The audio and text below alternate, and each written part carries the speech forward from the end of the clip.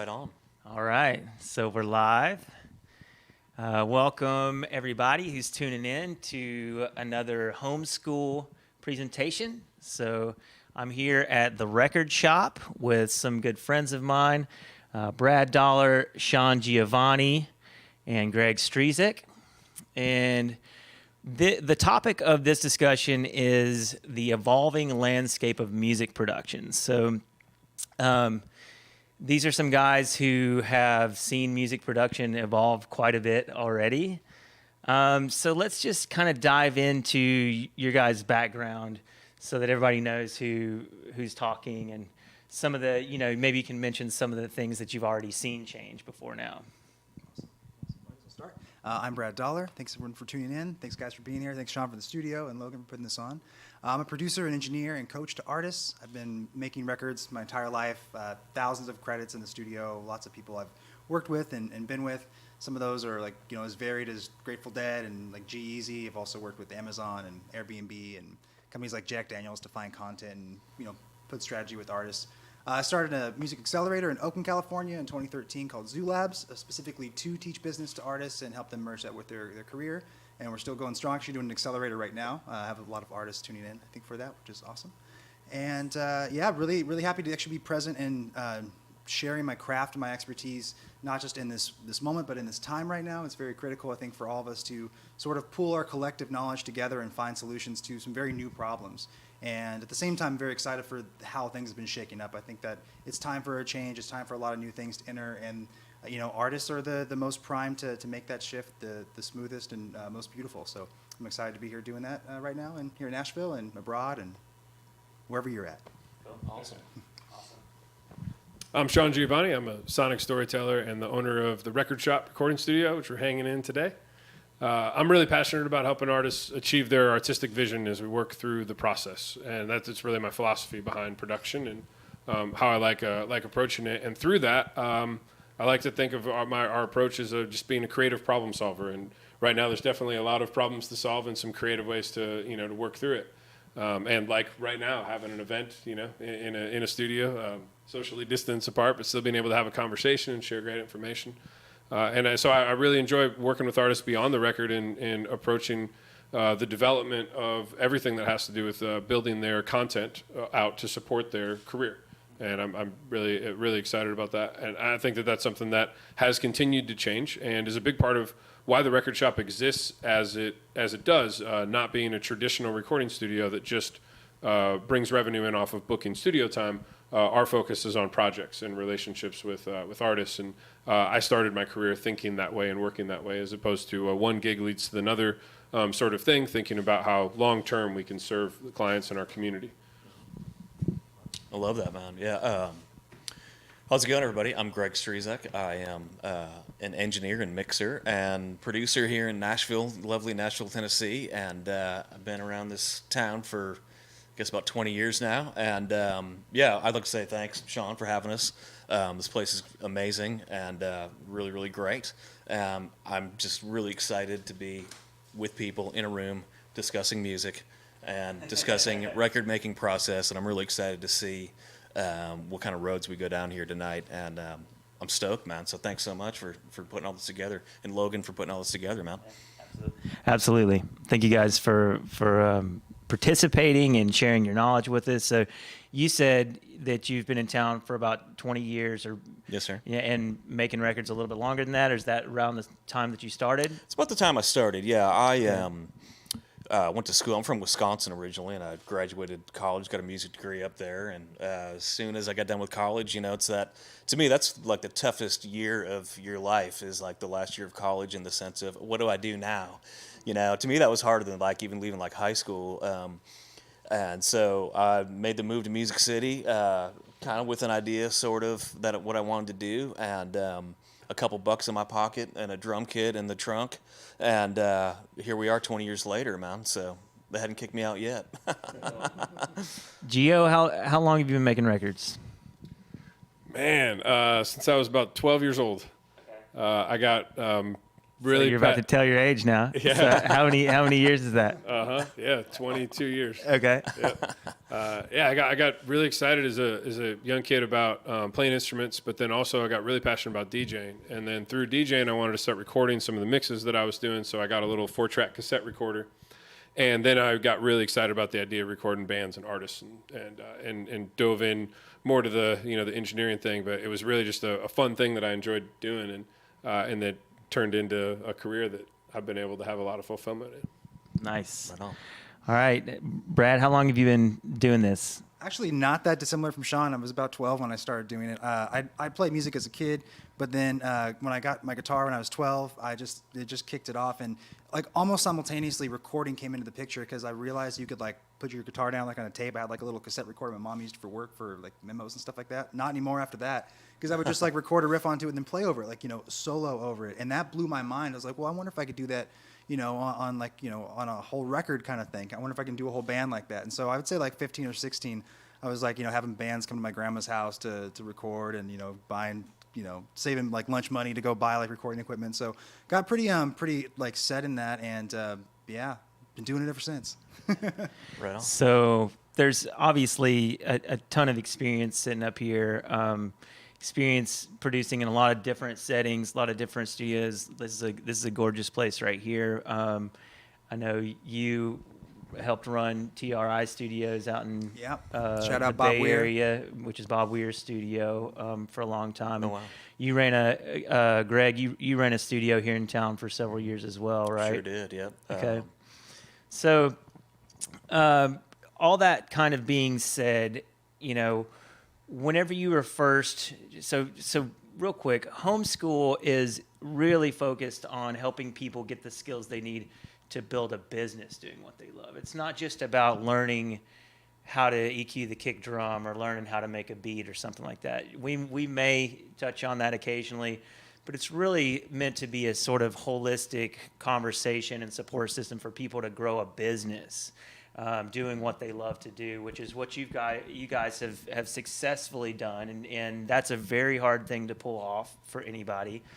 And to make it even more complicated, where I'm sure when you guys started, it was basically the huge push into digital recording and Pro Tools and all of that, right? Mm-hmm. And you had to learn all of that, and now here we are, sitting in a room and we've got to learn, live streaming gear and all of this different stuff, right? So there's obviously a ton of technical challenges and learning and everything that goes along with it. But in regards to somebody who's like setting out to build their business, or maybe they're already building it a little bit, but they still feel like they're kind of grinding to get to where they want to be. Maybe this is where you guys were, 15 years ago or 20 years ago or whenever it is that you really kind of, went at it full force and you were like, I'm never stopping until I make this thing happen, right? So what if you could go back and talk to yourself at that particular stage in the game and give yourself a little bit of advice, what would that advice be? And hopefully, it stands the test of time, according to what we're looking at right now, right? Brad, you want to start? Yeah. I'm the long-winded one, so they know they can just look to me and start talking. I think that like the most important thing as you start to cross the barrier from just being an artist into being an artist entrepreneur is that you have to just accept the business stuff is going to come up. You're going to have to embrace it. You're going to have to do like salesy stuff and write emails and pick up the phone and it especially in the beginning, it really detracts from the creative process. You're like, now I just put all this creative energy I had into like building a website. Now I just don't want to do that. I just want to, hang out and play at that time Star Wars Battlefront 2 on PlayStation, right? I just like forget it. I just want to chill out. But that part, that picking up the phone, writing the emails, trying to figure out what a business plan looks for you, even as an artist, I think those things are the things we have to spend time on because they take just as much time to get good at as playing music, making music, producing music, getting good at building business models and building budgets and making cold calls. Like that's a skill. It takes time. And I think that, it's very easy as a creative to just be like, I'm just going to focus on the art. And there's that's an awesome dream to have. I just think the reality of it is that you're going to have to carry yourself for a while before anyone ever steps in and just says, no, you're cool, just do the art. You're going to have to do that for a long time yourself. And the further reality is once you've been doing it for a while, you're going to be like, well, I like doing the business. I like that I'm in control. I like that this is my business, my empire I'm building around what I'm creating. So I think just like leaning into the sort of monotonous stuff now so you can build systems that work for you and they can grow with you as you pivot and you change as an artist. Cool. That's an awesome answer.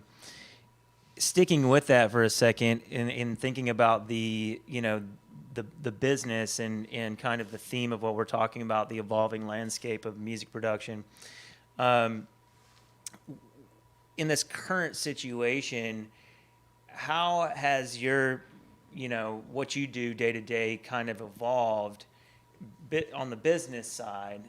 And what are some tips maybe that we could give to the people listening to reapproach their business right now in the sort of current condition that we're in and make sure that they're still able to kind of push it forward a little bit? Sean. Yeah. I would say that, and I think that you guys can agree that foundationally, the approach has not changed at all. And the approach is problem solving for creatives to be able to find creative solutions to help artists build their business, build their brand, and create really great records.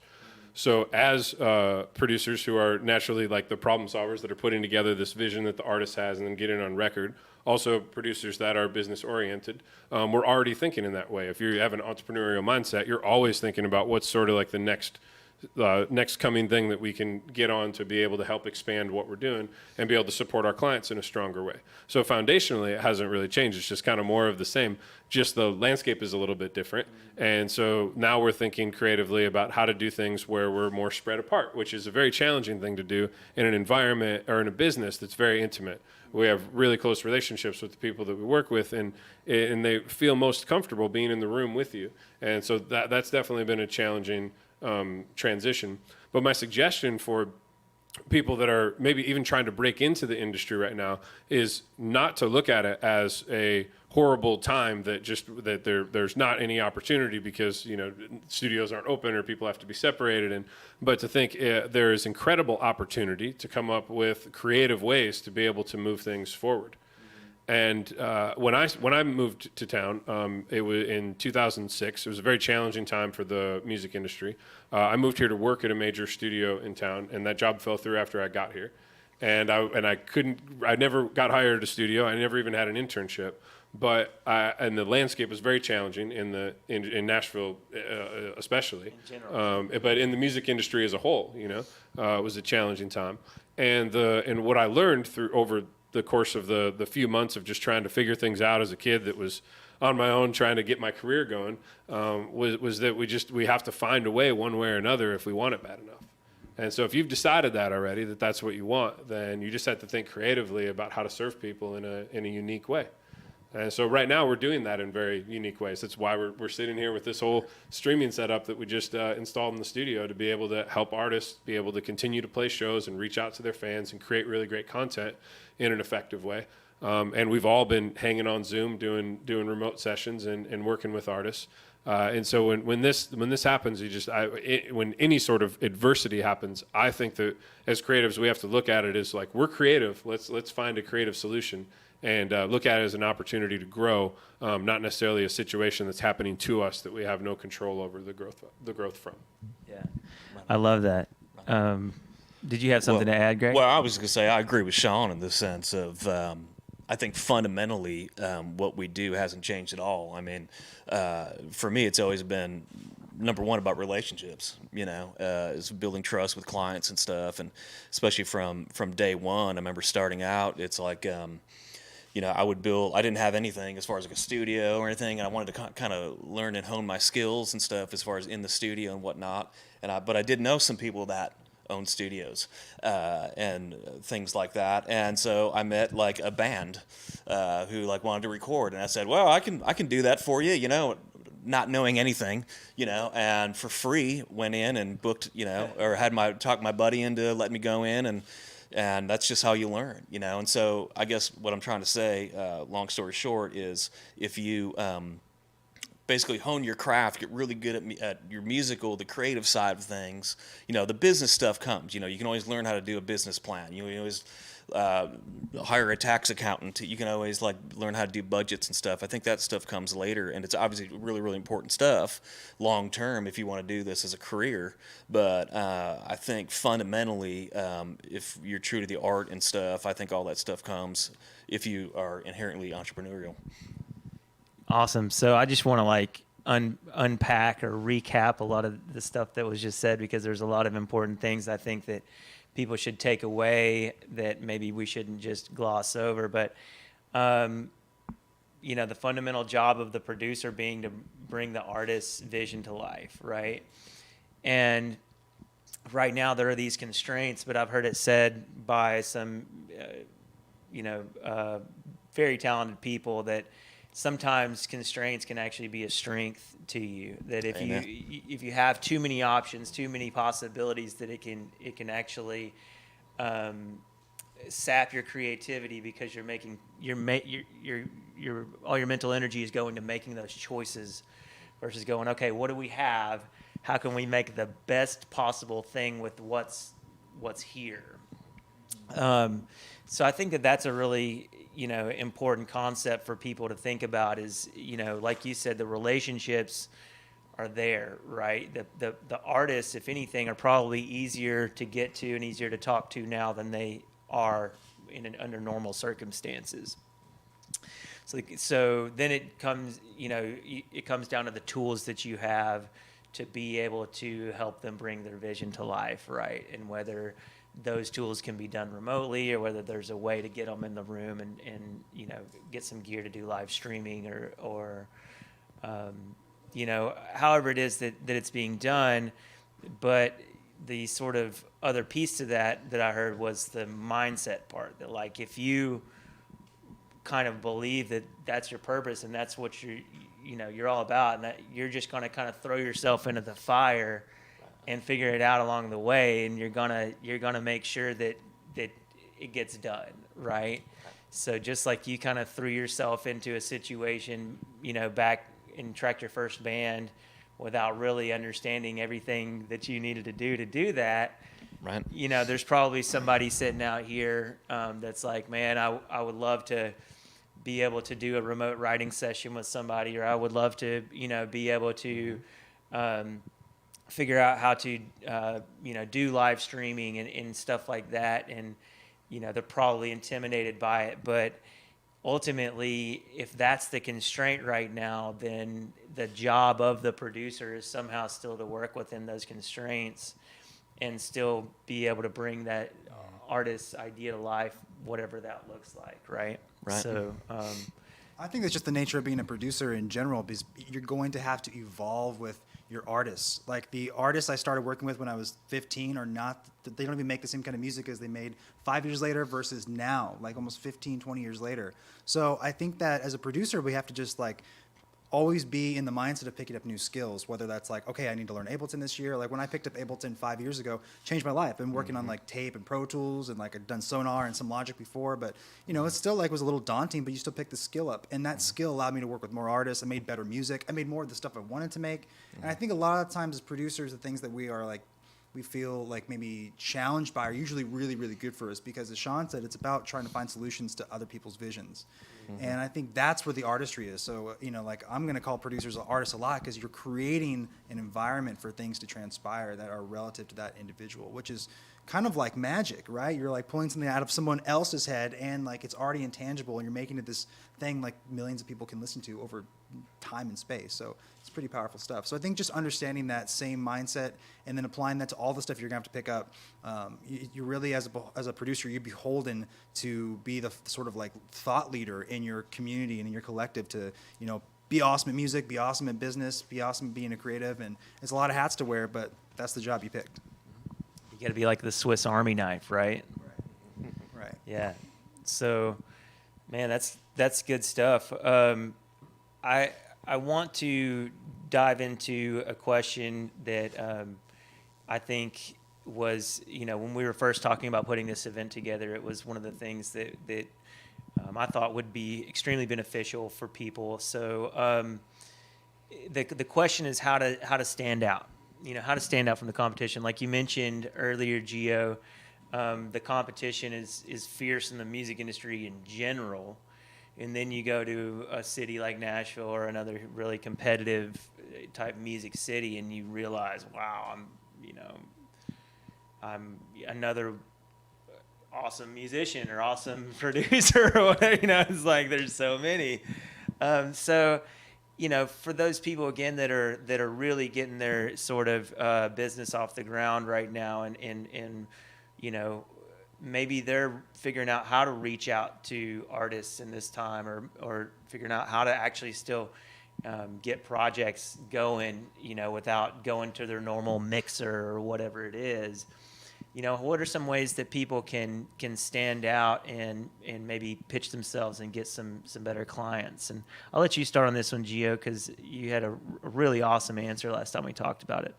Yeah, absolutely. That's a great question. I think something that was a long process for me to figure out. And so I can look back on it now with a lot of clarity, but I had no idea when I was starting out. And what I've come to determine is like one of the strongest solutions for that, to be able to figure out how to stand out and then grow a sustainable career in this industry, is to define a niche and then diversify the value that you can offer to someone within that niche. I think that a lot of us talk about the fact that we have to wear a lot of hats. And I hear a lot of people say, in order to survive in the music industry, you got to just kind of be able to do all kinds of things these days. But then you hear the other side that says, well, you should really be a master at something specific. And, and so there's a little, differentiation between that. But I think both sides are actually true. And that's been my experience. When I moved to town, I started contacting studio managers, producers, engineers, trying to find work as an assistant, work as an intern at a studio. And I contacted them the same way that 95% of the people contact me now as a studio owner, by saying, hey, I just graduated from this school. Here's my really great grade point average. I have all these certifications that I did through school. I'm really passionate about music. Do you have any opportunities for me? And I'm willing to do anything. And it's awesome to be willing to do anything. But to know what you're really good at is a very specific skill that I think is essential to be able to start finding opportunities, either to work for someone else or to just find your own clients. And I started to discover that through a couple scenarios that happened. There was one session that I was allowed to come and sit in on and just kind of hang out in the back of the room, and this engineer let me watch their tracking session. And some point during the day when they were cutting vocals, they had comped stuff together and they needed to fly around some parts like through the section, which if you're not familiar with that, you copy and paste different sections from one song, from one point in the song to another point in the song. And so I said, yeah, sure, I can jump up and do that for you. And he went out to grab some coffee, and I did it pretty quickly, much quicker than he would have thought that someone would get it done, or faster than he could have gotten it done. And he was a veteran engineer that spent most of his amazing career working on tape machines, and like Pro Tools was kind of a new thing to him. Pro Tools was almost all that I knew as a young engineer that was just getting started out. So I was fairly quick in that, and that was something that I had excelled in through school as well. But I'd never really recognized that as being a skill set. Or a unique skill set. I just saw that as being like necessary. And so in this scenario, that guy thought that was cool, and he asked me, how I did it, and I gave him some stuff. But that never led to a job. What was awesome was the manager that was sitting in the back of the room came up to me after the session and said, hey, I have this project that I need some editing done on. We were about to send it off to mix. Do you have somewhere that you could work on this, for me? I got the hard drive in my car. I just needed to knock it out. And the guy we were going to work with was booked or something. So I said, yeah, I got this little apartment studio down the street, and we can come over and we'll set it up. So I did the edits for him, and it ended up becoming my first credit on a major record. And that was just this crazy thing that happened a few months after I'd moved here, after my idea of what my career trajectory was going to look like in Nashville, moving here for a job and things like not working out the way you expect them to, and then being really like punched in the face, and you see how you just really stepped up to the big leagues, and you're still kind of like a little league baller, And so it was a really eye-opening experience where I recognized that I needed to start telling people what I was passionate about and what I was good at that was different than maybe someone else. And so the conversations that I started having with people completely changed.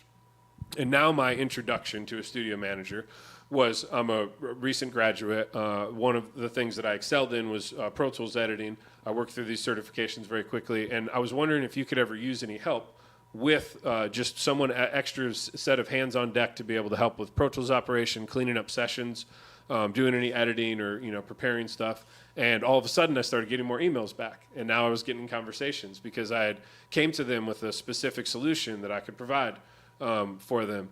And it never led to a full-time gig, and I'm glad that it didn't, because it forced me to kind of work for myself, and I'm passionate about the freelance career. But what it did lead to was a lot of really great opportunities for me to learn and connect with people.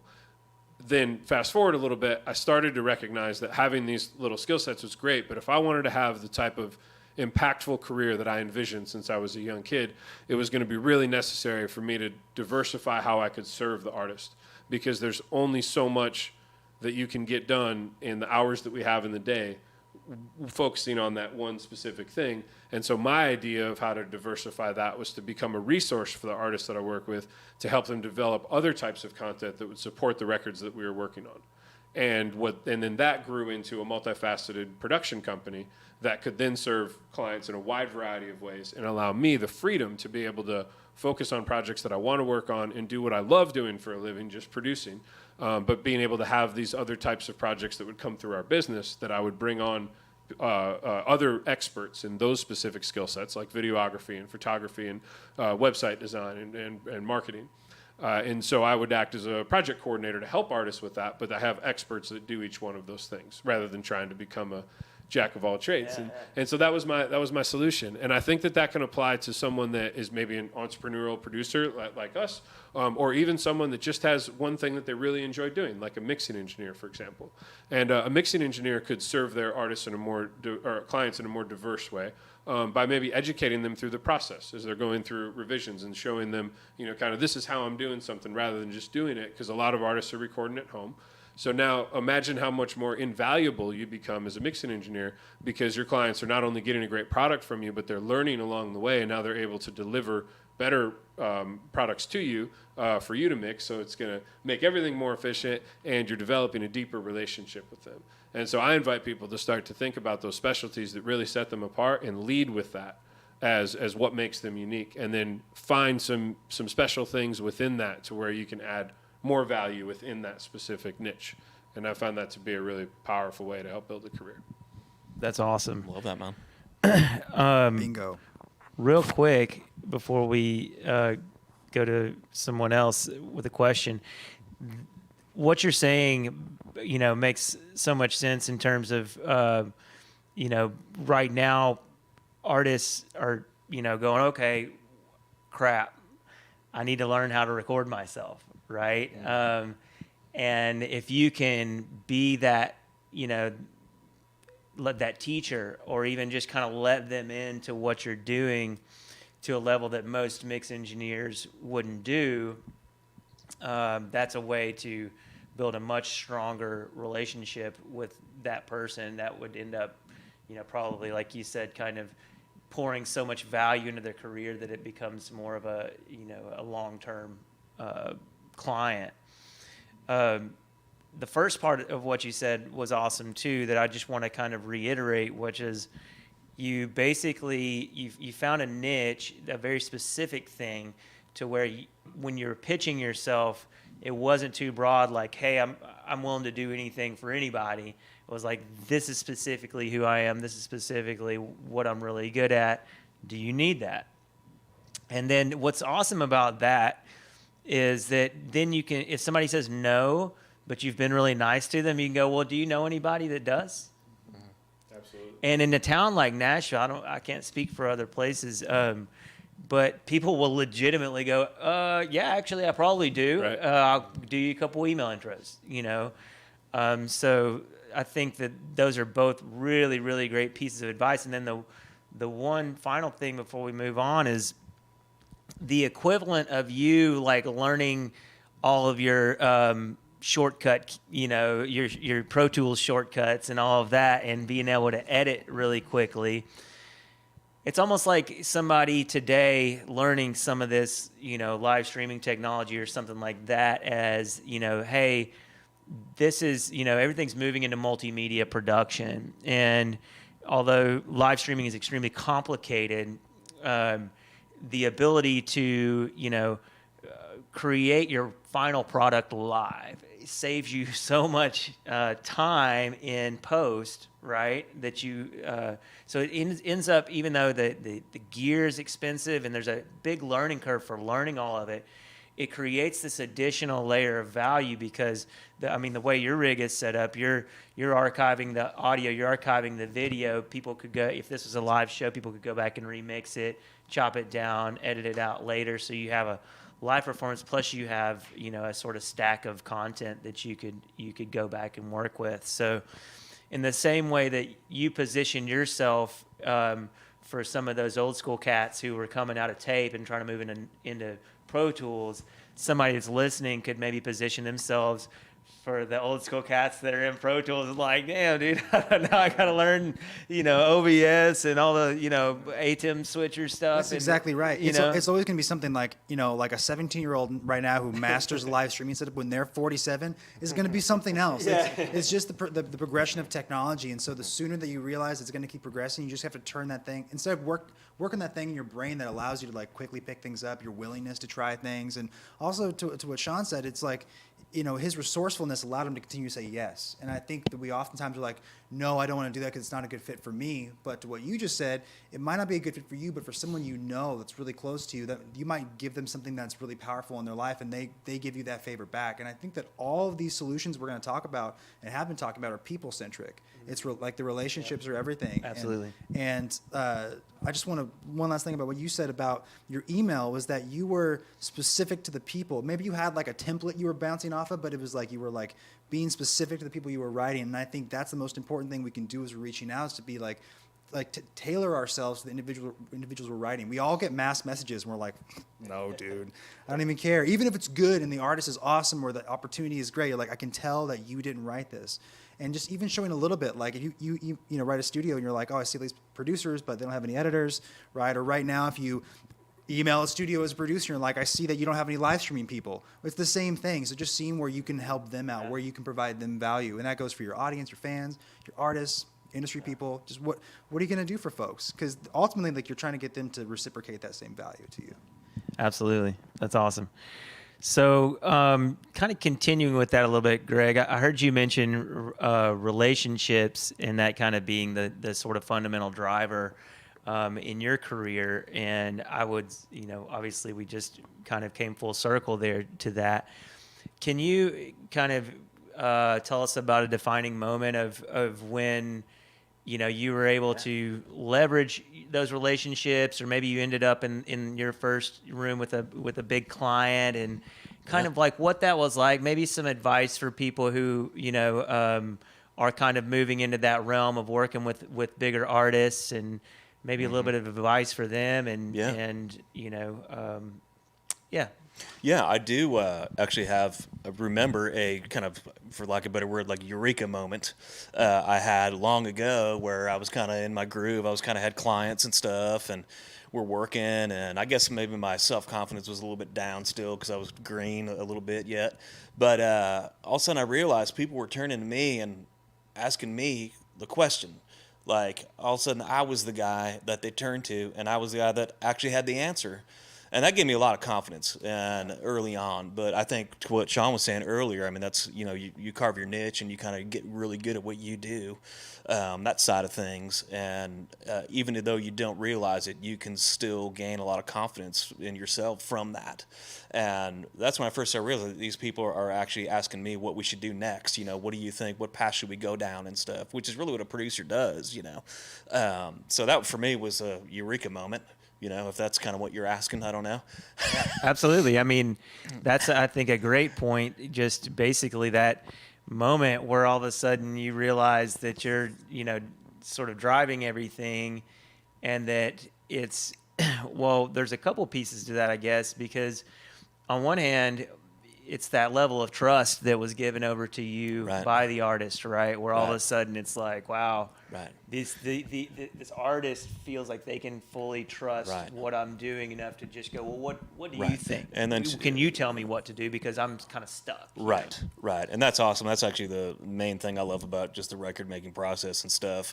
And that's maybe something I think we may be lacking a little bit, even as opposed to even 10 years ago. I feel like we should creatively in the studio, we should push each other. We should challenge each other, and I think it's okay to disagree with somebody on something when you're talking about like the artistic part of it. In other words, if you have an idea, I love when I do a mix for somebody and they tell me things they want to fix, and I absolutely do not like when I send a mix to somebody and they say, oh, I love it, it's great, let's go to the next thing. I go, we're not leaving. I say, you tell me 4 things that's wrong with this right now, because we're not leaving, because this is, to me, it's just a draft right now. I mean, I just kind of built this thing, I framed this thing up, how I think it should be.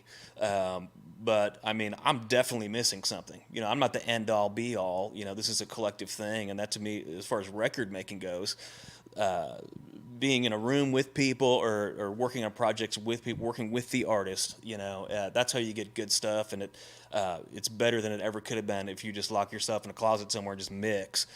In other words, if people are giving you, for lack of a better word, like friction, it's like challenging you. That's what I always loved about just music in general, even like playing an instrument or like playing in a band. Like a kick-ass band, the guys and the bass player is going to challenge the drummer. They're going to push each other to play better. And the band is just better. It's the same thing in the studio, making a record, or like even producing a vocal on somebody. Vocalists get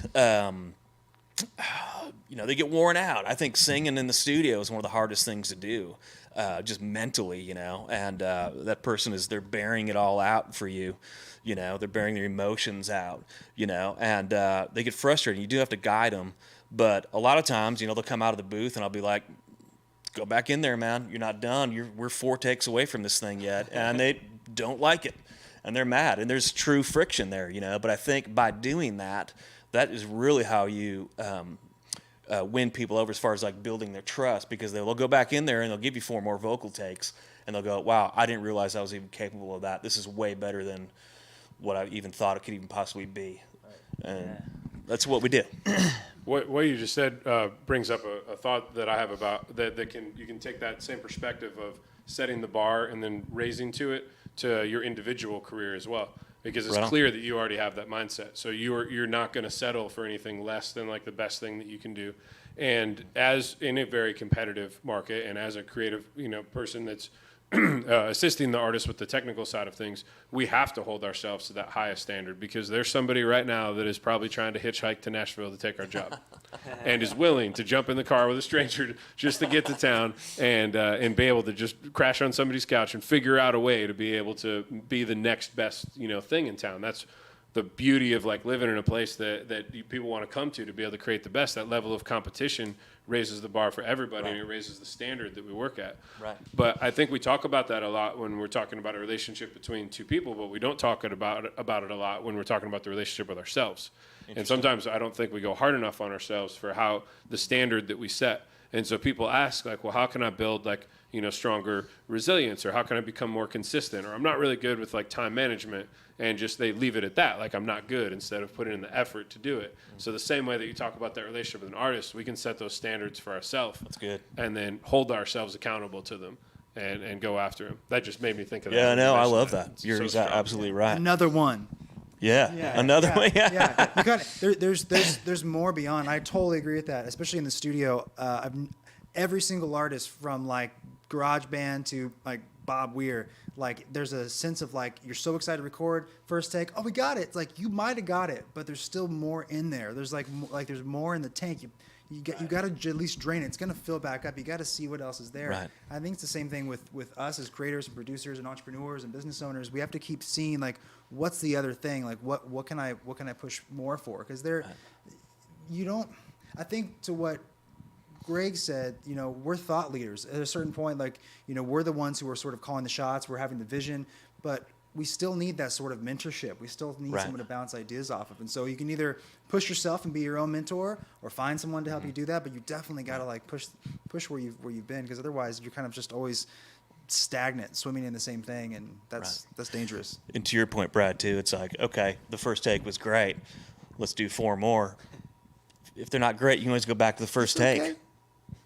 It still exists. Yeah. Record more than you erase. John Cutler. That's great. That's awesome. Again, I love all these like little nuggets, so I'm trying to fish them back out and then repackage them and send them back in case people are, missing some of this. So going back to what Greg was saying first, the relationship is built on trust, but the trust is kind of built on confidence. Basically, it's like you attained a level of confidence that then started rubbing off on people, or people started feeling that in the studio with you, then started looking to you for the answers, and that's when that trust was built, and that's when you can begin to kind of push back on them and say, hey, go Right. 4 more takes or whatever it is, Right. right?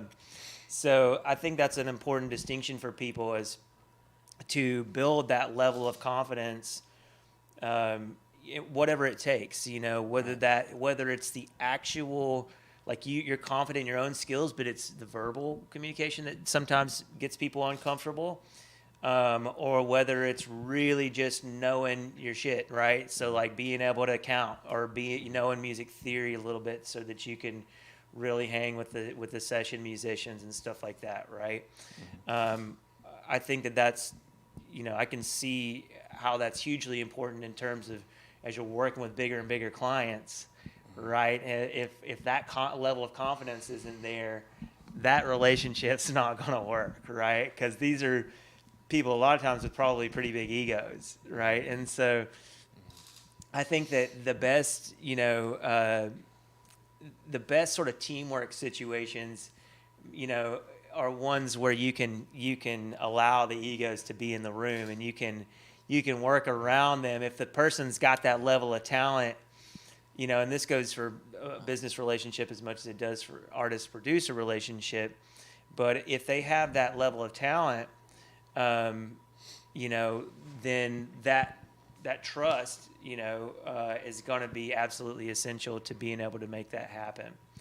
And then what I heard from Gio was, basically the fixed versus the growth mindset. So when people go, oh, I'm not very good at that. Well, I'm not very good at the communication, or I'm not good at keeping up with my emails. Right? Yeah. Well, nobody is at first, right? Nobody's good at, I hear all the time, because once you're kind of in the business, you have to live by a calendar to some degree. And this is another thing that people have to kind of get used to whenever they're first starting to live and die by their calendar and by their appointments that are on their calendar. I got a phone call with this person, and I got a meeting with this person, or right now it's all Zoom conferences or whatever. But you're right, people do go, oh, well, I'm just not good at that. And it's like, okay, there's a term for that in psychology called fixed mindset versus growth mindset. And for some reason, a lot of people are operating from this fixed mindset that they weren't born with that capacity. It's not necessarily about whether or not they can develop that capacity, or how long it would take, or how much they would have to buckle down, because you may not be naturally, inclined to operate that way, but how did you learn to play the guitar? If you're, a guitar player, just repetition. Like nobody just picks it up and goes, oh yeah, I know all the chords. Right. You gotta repeat it over and over again. So I think what you're saying, Gio, too, as far as like really pushing yourself to be excellent, essentially, right, is super important. So how much time did we have? Where we at on the stream? We're halfway through. Cool. Mm-hmm. So the crux of being a producer is being productive, right? You have to get things done. Right.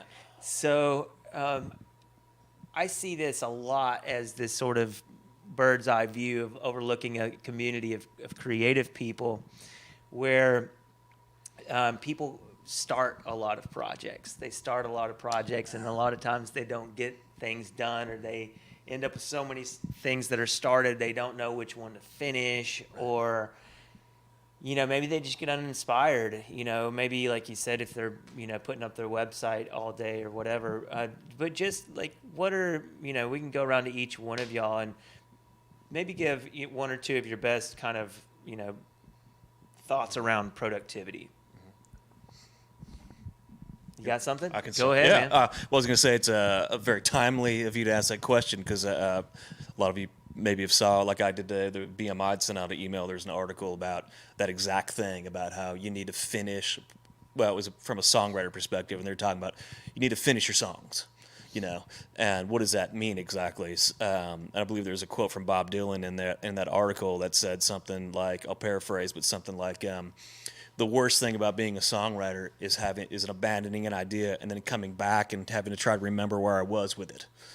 It just basically makes it more difficult for you to finish. And that's where kind of what you were saying about people get intimidated or it's daunting or whatever to try to finish stuff. But I think it's really important to, and I can, it's important to finish. I was going to say, but from a mixing standpoint, like if I do a mix for somebody. It's like it may not be 100% done. That's why also, like I was saying before, I want feedback from people on that.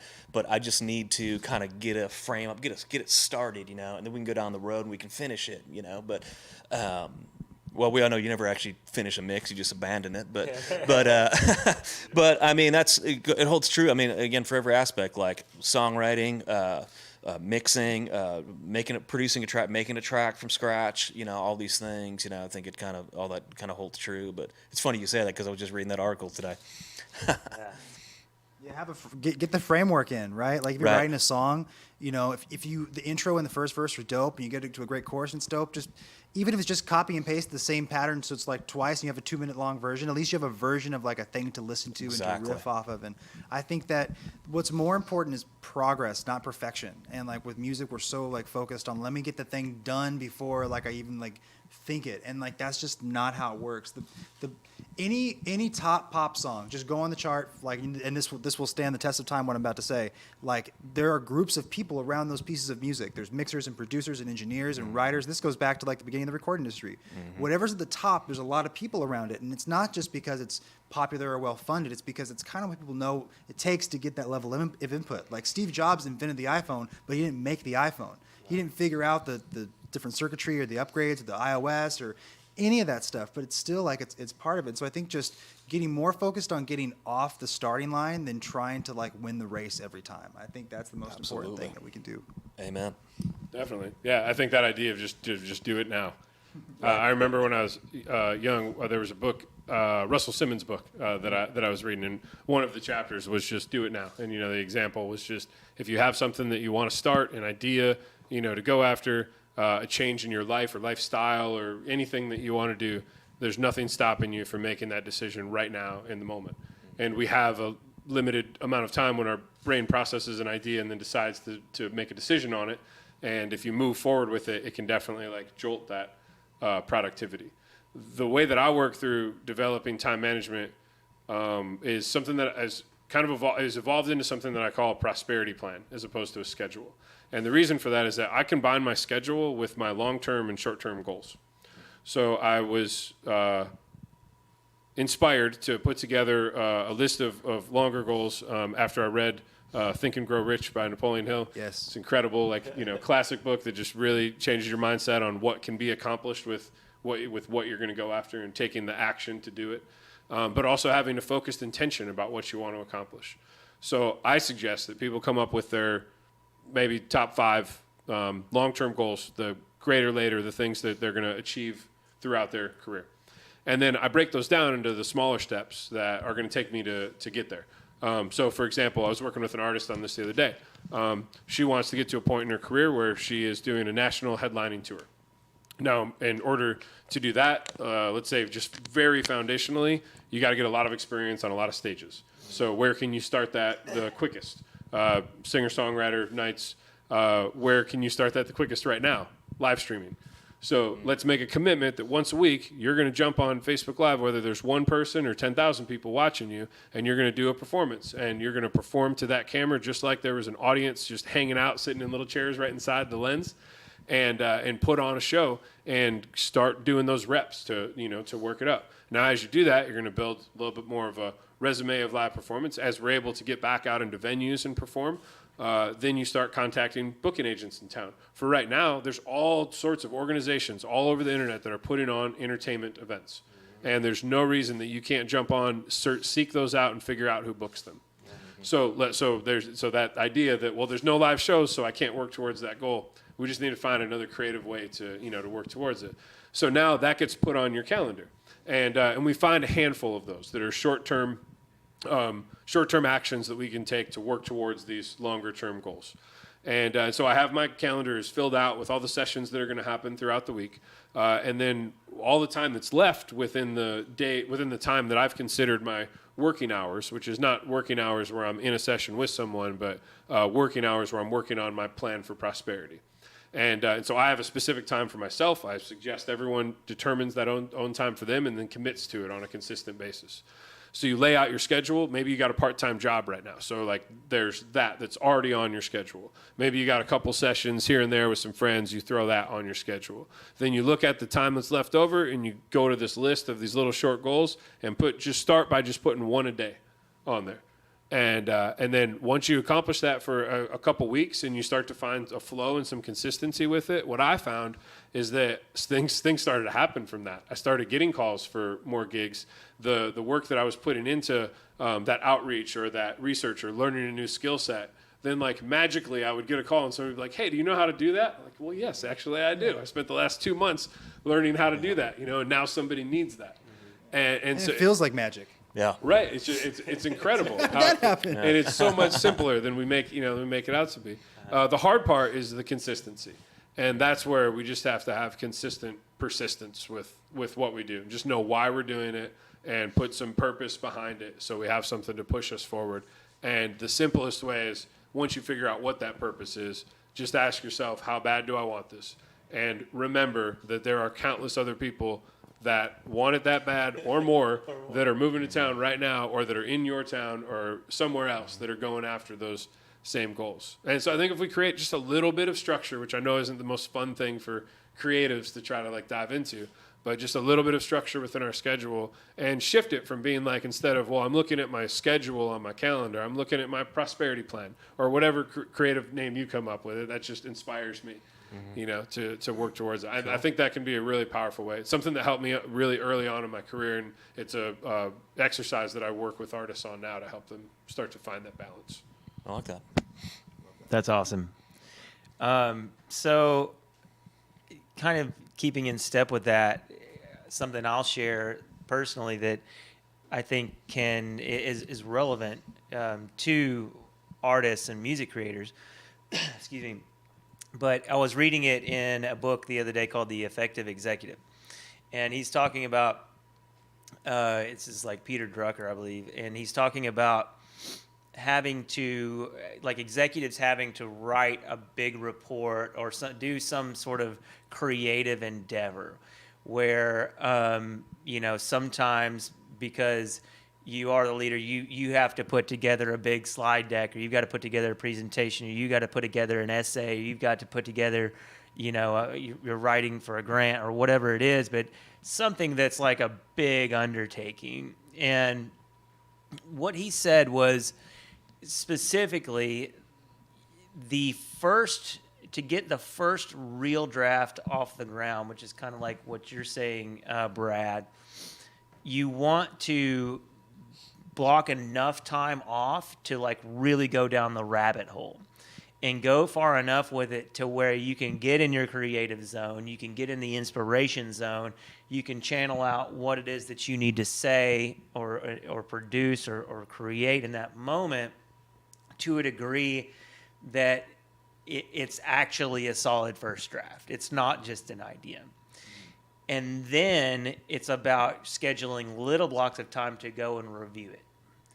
But you can't, what he's saying is you cannot get the same caliber of work done if you just go, okay, I'm going to spend 60 minutes or something writing this massive report. He's like, no, you need to block off 4 hours for the first swing at it. And then later you can come back in 15-minute intervals even and scan it.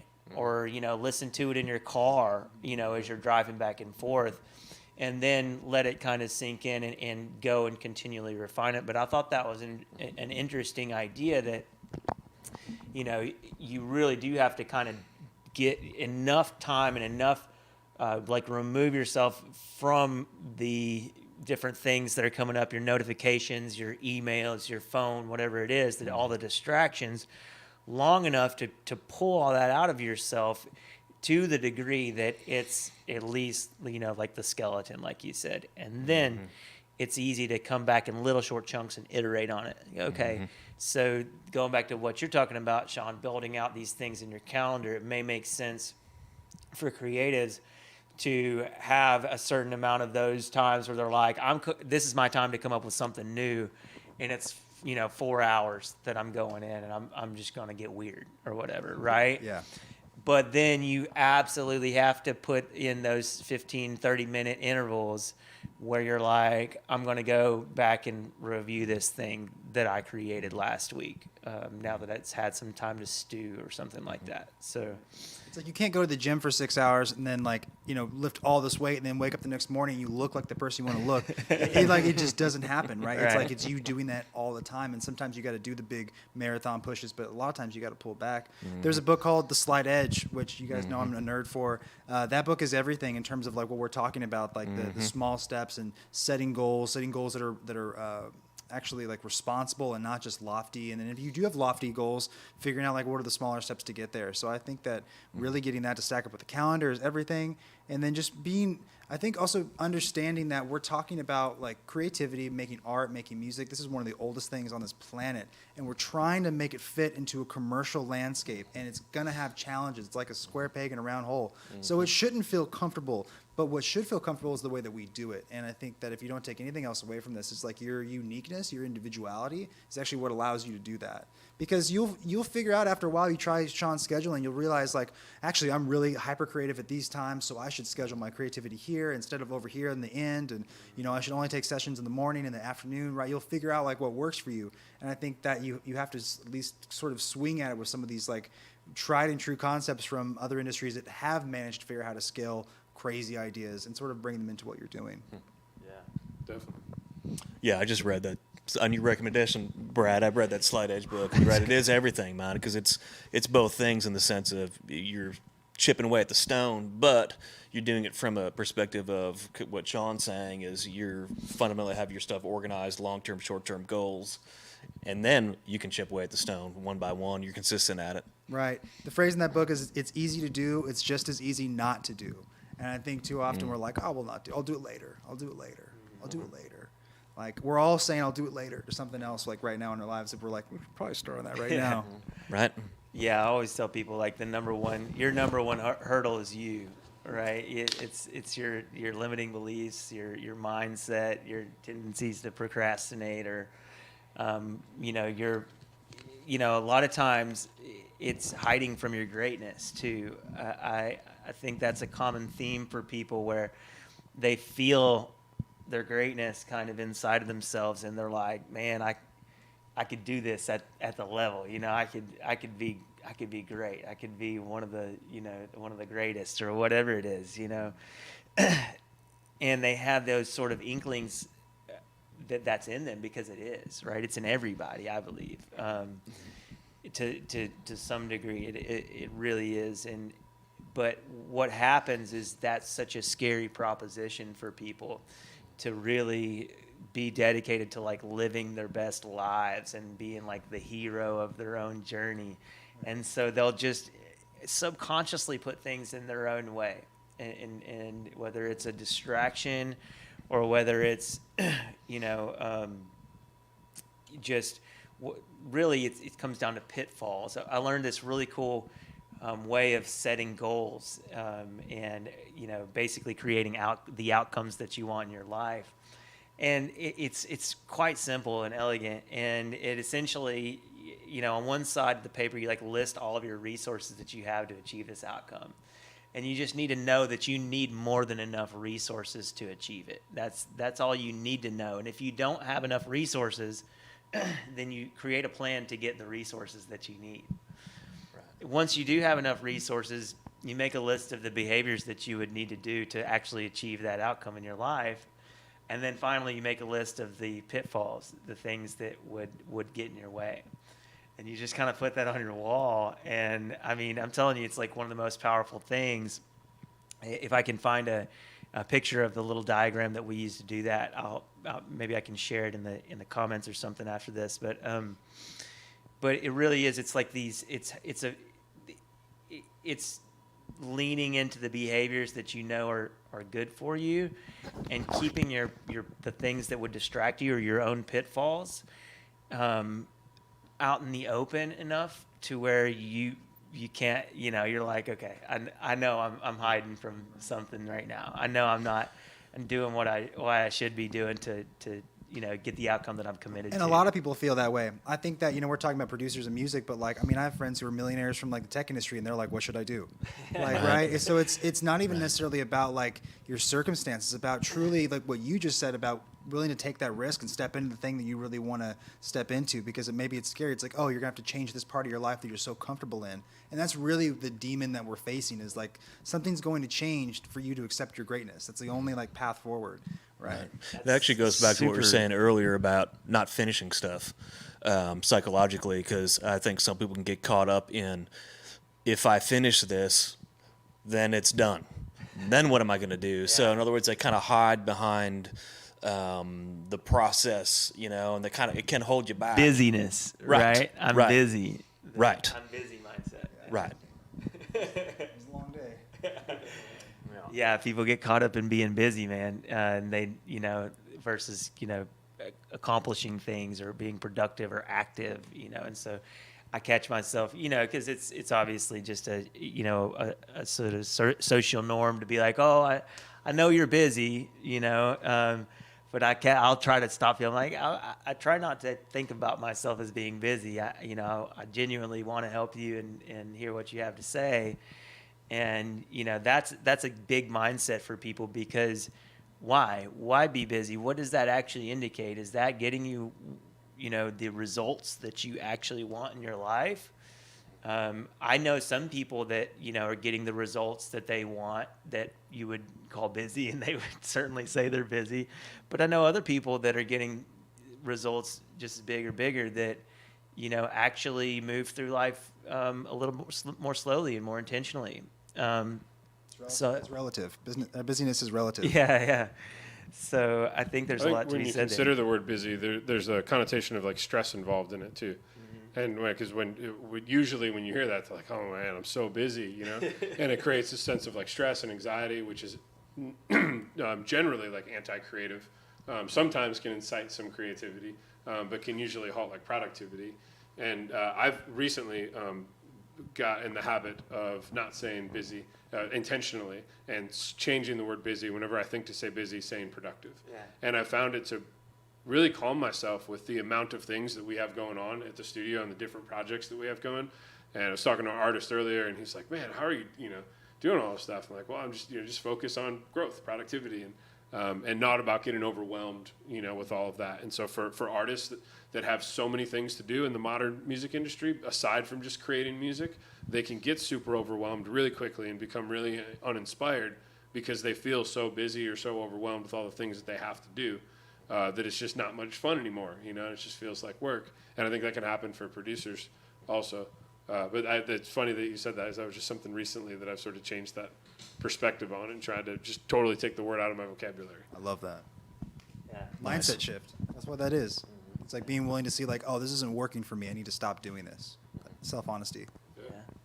Just the words that you're saying, I believe, have power too, and we all like to say things like music has power, it's a vibration, and when you're speaking these things out, I'm so busy, I've got so much going on, I don't know what to do. It's like, just by saying that out loud, like you said, it can bring up that level of of uncertainty. So I would say, just personally, for people that are like, okay, well, how do I actually stop feeling so busy without, seeing a lack in productivity?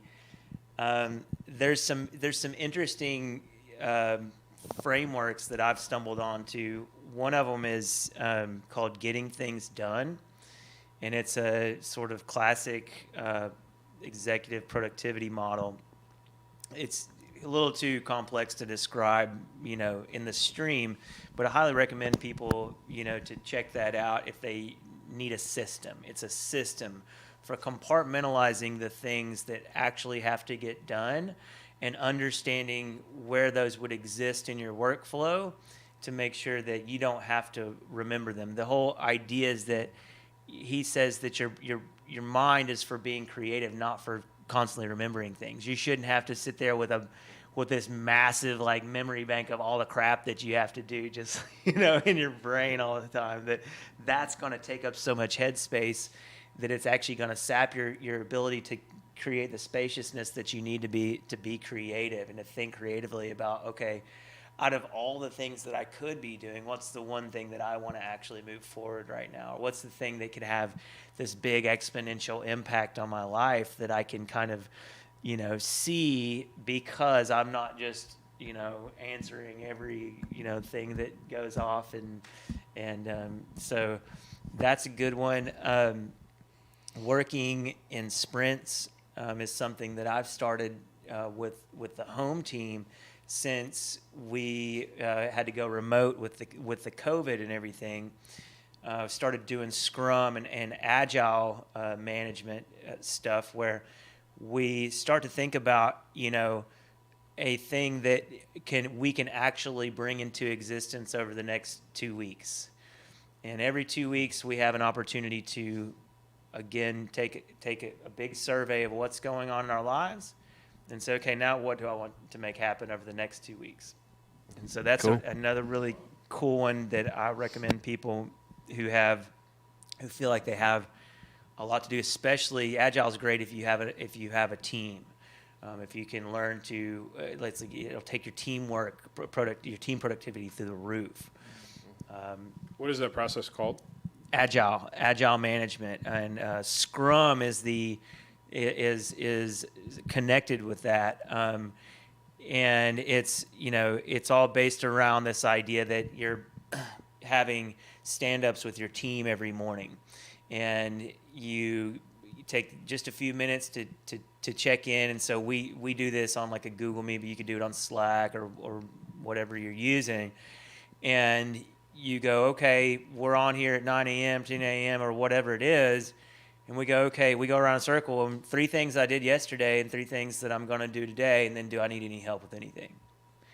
And we just understand there's somewhere, either a Trello board, or we use like Monday.com, which is a task management system that kind of shows the associated tasks to create this outcome within 2 weeks. But you could totally do this by yourself. You could go, like, check in with myself at 9 a.m. What are the 3 things that I got done yesterday? What are the 3 things I'm going to do today? And who do I need help from in order to accomplish this? And, so it's sort of that teamwork mentality. You begin working as if you have this giant team, because you probably do, whether you realize it or not. You have these relationships, hopefully, if you've been doing this for even a few years. And that's why, going back to, we can't stress how important it is. Like, the relationships are everything. I said that last week in my top 3 COVID pivots live stream that we did, was like, that's the very first thing somebody should do, I think, in this scenario, because no matter what, people are still there. And if anything, as things get more techie and kind of crazy, your humanity is even more appealing to people. If the fact that you're also kind of scared about, everything. That's what I was going to say, is that can really connect with people. The playing field is leveled because all of a sudden everyone has a shared experience.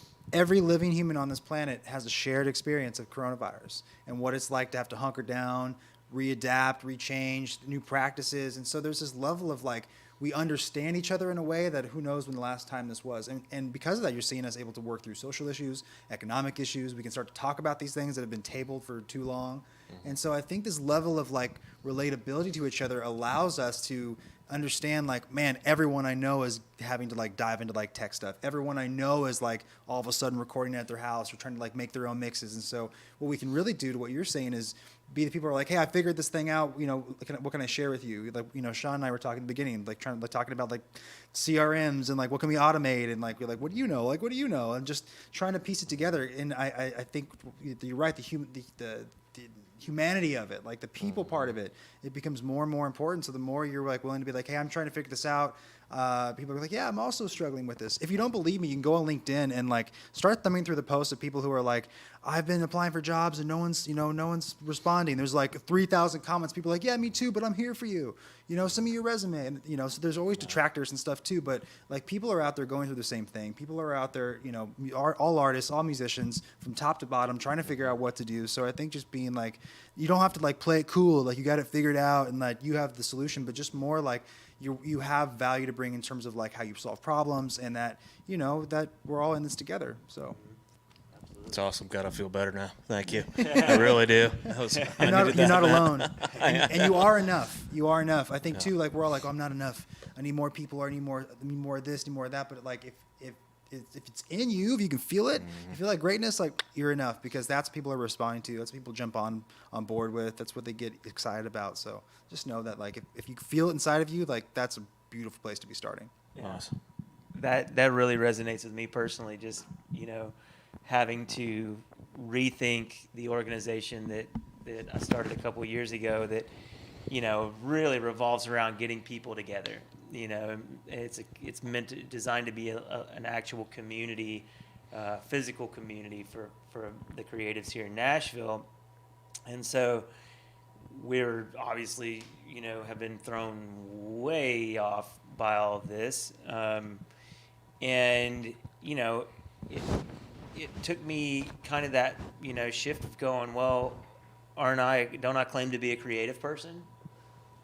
When this stuff happens, when things are severely disrupted, the most creative people win, actually. The people who can find those solutions for the artists right now and can rethink what they're doing according to the new paradigm that we're in, those are the ones that are going to win in the long run, as things maybe it goes back to normal or whatever quicker than we think it's going to, but still things are progressing. So there's people right now who are getting ahead of the curve and who are checking in with the clients that they used to work with and saying, hey, anything I could do to serve you right now? What do you got going on? How are you planning on getting to your fans?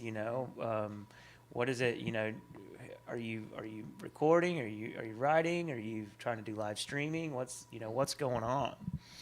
How can I help? How can I be a part of it? You're amazing, and I want to support you through all this, right? Like that's the stuff that the people that are doing that are going to come out of the other end of this with much stronger relationships, and then probably with a new skill set that prepares them for the future in a much bigger way.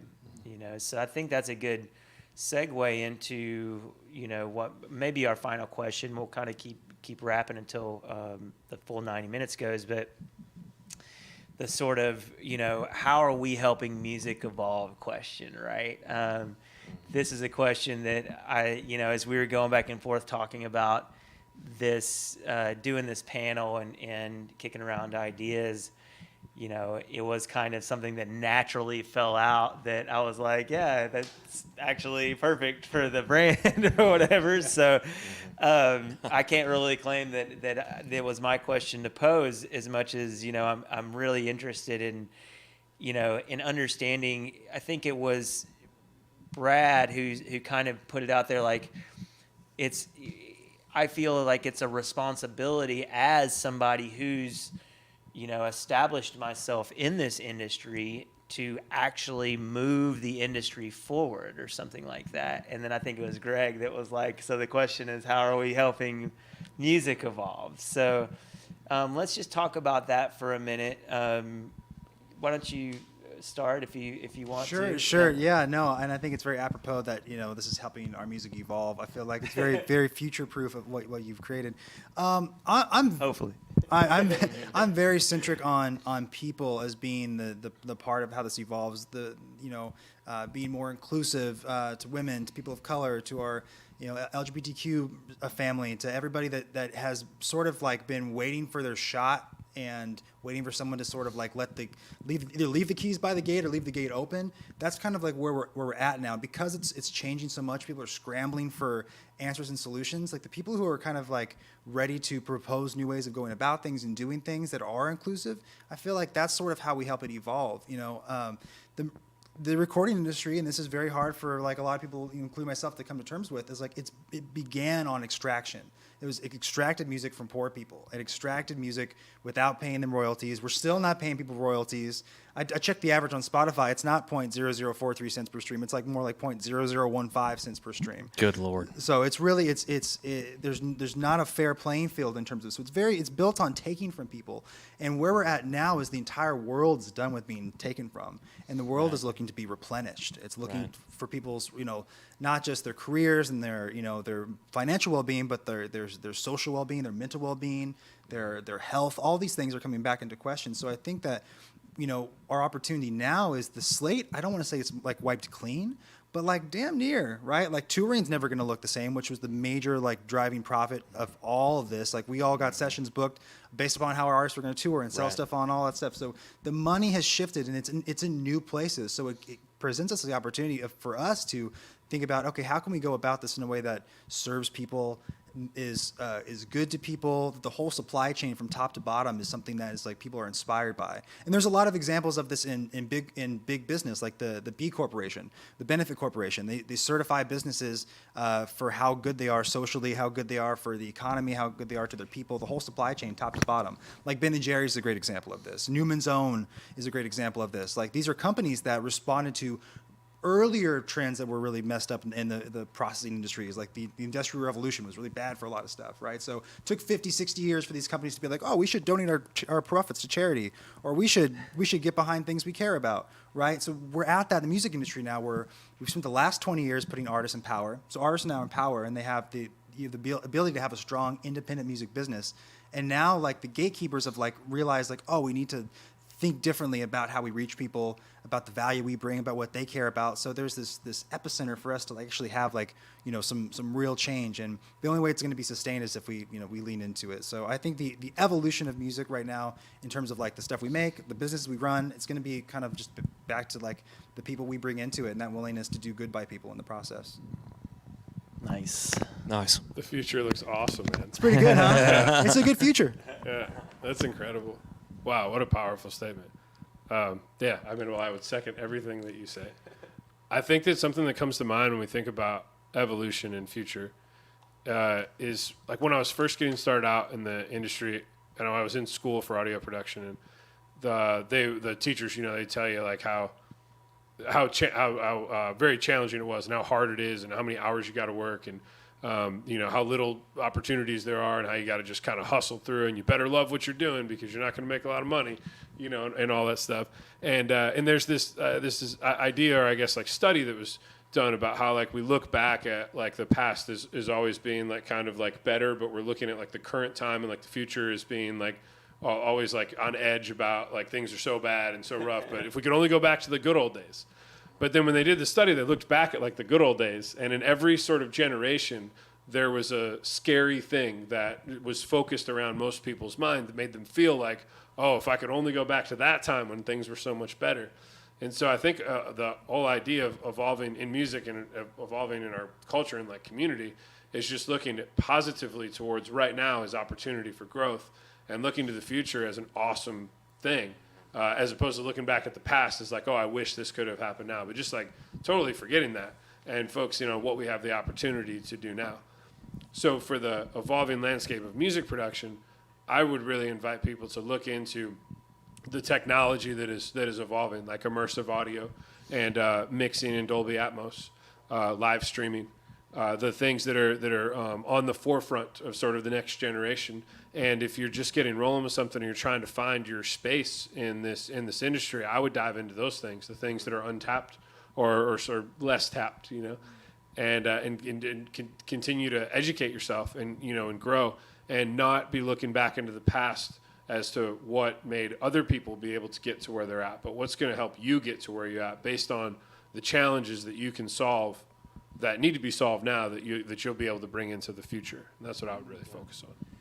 So like the principles versus versus your strategy. It's like the principles behind the strategies of those who have gone before you, right? Definitely, yeah. I read every day, and I'm often reading and thinking about what can I learn out of the philosophy behind this person, not necessarily like always the tangible actions that they took, but what was the thought process and the way that they approach things, and then how can I think creatively about how to apply that to what I'm doing. And I think that's what I really hope that people get out of these discussions. And everyone has had some amazing points on philosophy and idea behind these principles. Right on, man. I couldn't agree more. You're making me think of, were you talking about philosophy earlier?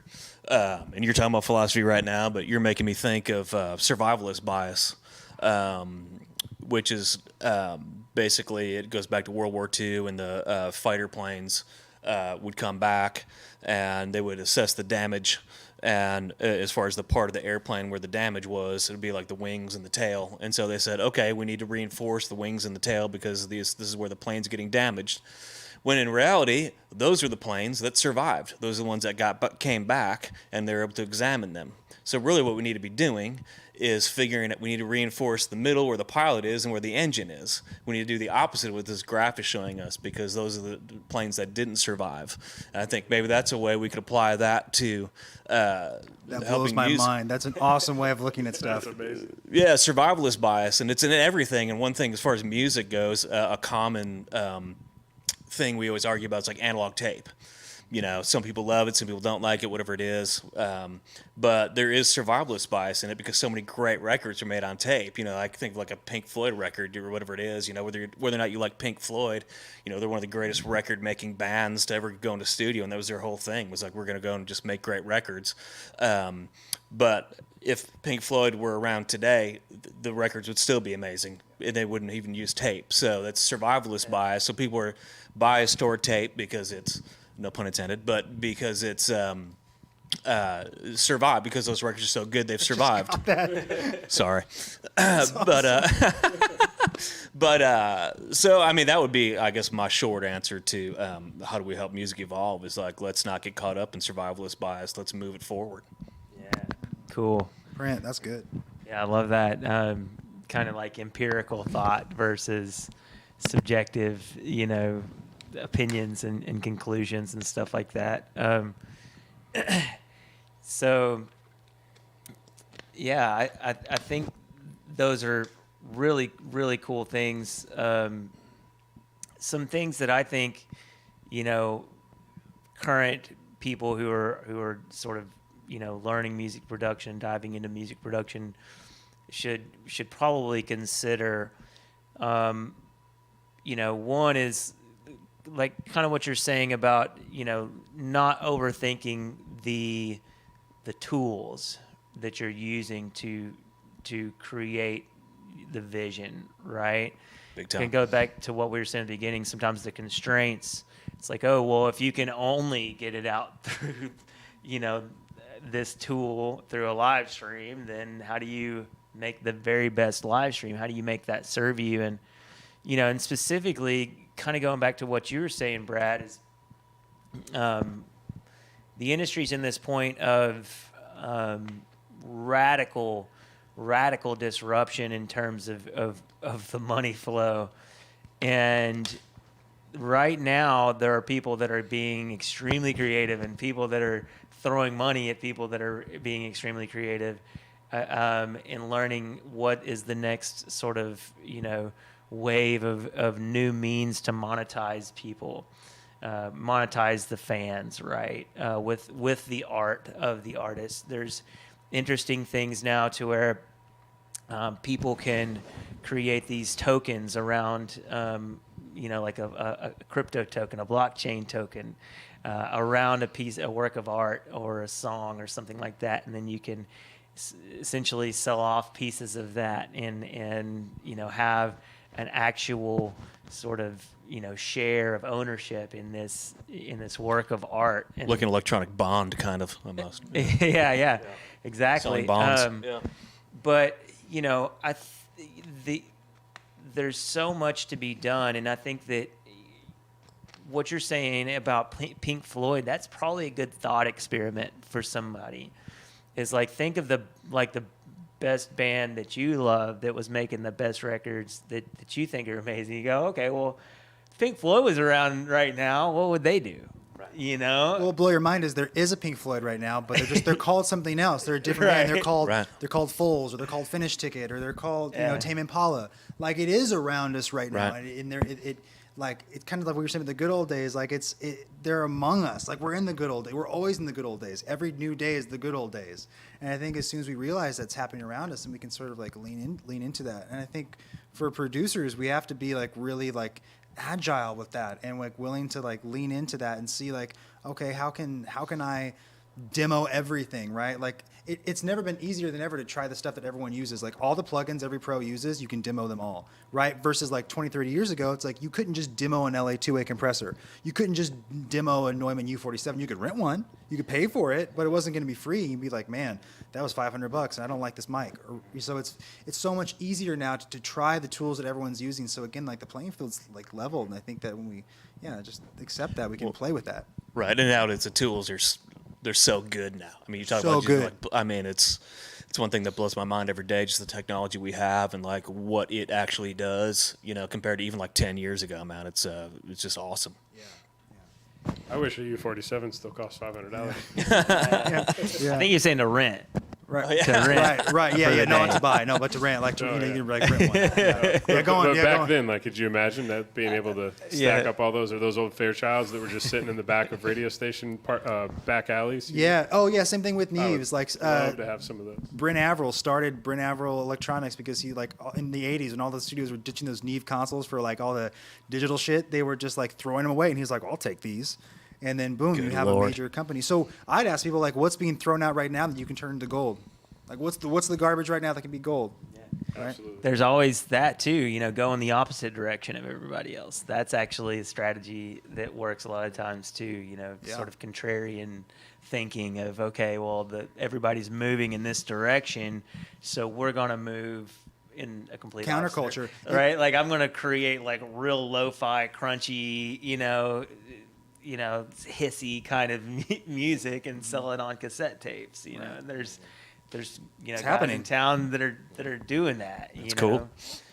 So that's certainly a good point in terms of not, you don't necessarily have to buy into the futurism that's going on if you can sort of create a significant lane for yourself and leverage what's already been done in the past. But you can't stay where you're at. That's the thing. Is like you can't go home, but you can't stay here. Like, Right. You don't have to go home, but you can't stay here. Like that's where we're at. Like Gotta you go don't- somewhere, right? You don't got to go in the future. You don't got to embrace all this like post-COVID stuff. You can go straight back and start making magazines, but you can't stay where you're at because there's nothing there. There's no one's going to be there.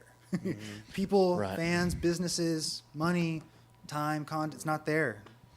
Yeah. So Right. you got something? Well, I was going to just absolutely agree with that, and that's what being an entrepreneur is making those chess moves. Figuring out what those chess moves are, and 90% of the time, the chess move is probably going to be the incorrect one, but you learn from it and you just make the next one. Mm-hmm. I like the chess analogy too because it's a lot of times it's really just about learning the actual mechanics of the game itself, not necessarily, having to be so smart. It's understanding how to develop your pieces and understanding really what the strengths of each piece is. So What's interesting with chess is chess, the smartness, the brain part comes into how fast you do it, not necessarily like the move. Like you can take 2 years to make that move. It's the right move. It's the right move, right? Right. Yeah. Right. So a couple of takeaways before we wrap up. I think we're coming to the end of the stream now. A couple of takeaways that I'm hearing, and while I'm saying this, you guys can think of any last thoughts you want to leave with people as well. But, like Brad was saying, do something. Like, don't just expect things to go back to normal. That's not a good choice. I think we can all at least agree on that. Look for ways to differentiate yourself from other people. Get very clear on what your biggest strengths are. And if you can align some of those strengths with some of this new technology, then that could potentially be a great move right now. Take ownership of pushing the conversation forward yourself. I think that was a sort of big, aha moment for me, just, in terms of like, hey, if you're going to be a big part of the industry in some form or fashion, you got to take ownership for making things happen and for pushing it forward, no matter what the circumstances are. You got to be a leader. Another thing, leaders are readers. That was one thing that popped into my head. So for you guys, you heard us all mention different books. This is super important, that I can't stress enough for people. Like, you see further because you stand on the shoulders of giants, as they say. So distilling those principles down that other people have used to become successful is absolutely imperative to the journey, and being able to take that and then kind of synthesize what you see and make it work for you. So, lean into your relationships, get great at communicating with people, keeping up with your people, use a CRM, if you know what that is. If you don't, look it up. And I think that's the majority of what I have to say. So does the stream end automatically, or do we stop it? We stop it. Okay, we stop it. So do you guys have anything that you'd like to, any closing thoughts or anything? Just get out there and just ask. If I could recommend one more thing to watch, it's the TEDx Nardwuar talk. Nardwuar is a Canadian radio show host who's interviewed everybody under the sun, and the way he's gotten all of his interviews is because he's just asked, and he has this TED talk about just asking. And I think that wherever you want to go, whatever you want to do, you're not gonna be able to do it alone. But fear not, you can just ask, you can just connect with people, and it'll lead you somewhere great. So Awesome. Lean in. Awesome. Sean, you got anything to leave with everybody? Yeah, the thing that I keep coming back to as we're talking about all these philosophies and ideas of evolving is the importance of persistence and consistent action. And that reminds me of the story that I heard from a speaker named Les Brown, who's like just one of the most inspiring stories that I've heard. It's about the Chinese bamboo tree. And he tells a story about this guy that's in Far East Asia, and in this little village. He goes out every morning, he waters this piece of dirt that he has seeds under, and but everyone in the town is like walking by him, sees him every morning watering this thing, and it's not growing. And they're like, I think this dude might be a little crazy. He keeps going out there watering this thing. It's not going anywhere. But he knew that it was that bamboo takes a long time to grow. It actually takes about 5 years before it sprouts out of the ground. And the reason for that is that whole time that it's being watered, it's growing down like deep into the soil and creating really deep, strong roots. Once it sprouts out of the ground, after 5 years, it grows like 60 feet tall in like 6 weeks. And so the fun question is, how long did it take to grow? Did it take 6 weeks to grow that tall, or 5 years and 6 weeks to grow? Overnight success, right? And we hear about that all the time. This idea of like, oh, this guy just blew up out of nowhere, just went viral out of with nothing, just threw a video up, and now he's the top artist in the world. And this idea of overnight success in the entertainment industry and business, and it's very clear that it's not. It's a 10-year, 20-year overnight success. Yeah. That happens through that persistence. So if you're out there working through this, you're listening because you're trying to find solutions and looking for some hope and some direction to dive through it. Just know that it takes time, and that we're always going to continue to be growing. And the idea is that everything that you're watering now is growth. It just may not be growing in the exact tangible visual direction that you see it happening. But eventually that's going to sprout, and things will explode. And I think we've all seen that happen in our careers. And I feel like that story is a great testament to just life in the music industry. Beautiful analogy, man. Yeah, man, absolutely. That's awesome. I guess my final thought would be, obviously this whole year is, I guess a word would be, it's all humbled us. And so I would say, use that, like kind of stay humble, because that's where you really dig down deep and you can really challenge yourself to be better, so... I know it's tough for everybody out there now, but if you kind of stay humble and respect people and look up to people, and maybe through that you can gain some new mentors, or be a mentor to yourself if you dig deep enough. So stay humble. Awesome. Yeah, the empty cup, right? Yeah. Cool. Well, thanks everyone for tuning in, and keep an eye out for more of these lessons. We're going to be doing this for the foreseeable future, I guess. So.